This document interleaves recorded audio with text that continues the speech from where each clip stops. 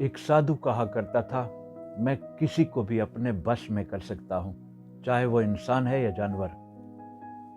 آزمائش کے لیے اسے ایک زو میں بلایا گیا۔ ایک شیر اس کے سامنے لایا گیا۔ سادھو نے منتر پڑھا۔ شیر خاموش ہو کر اس کے قدموں کے قریب بیٹھ گیا۔ اب دوسرا شیر بھیجا گیا۔ سادھو نے اس پر بھی منتر پڑھا، وہ بھی خاموش ہو کر دوسرے شیر کے ساتھ ہی بیٹھ گیا۔ پھر تیسرا شیر بھیجا گیا۔ سادھو نے وہی منتر دہرایا، لیکن اس شیر نے سادھو پر حملہ کر دیا، اسے شدید زخمی کر دیا۔ انتظامیہ نے بڑی مشکل سے بچایا۔ سادھو حیران تھا کہ اس پر میرے منتر کا اثر کیوں نہیں ہوا۔ زو کیپر نے ایک جملہ بولا، اور یہی پوری کہانی ہے۔ اس نے کہا، یہ شیر بہرا تھا۔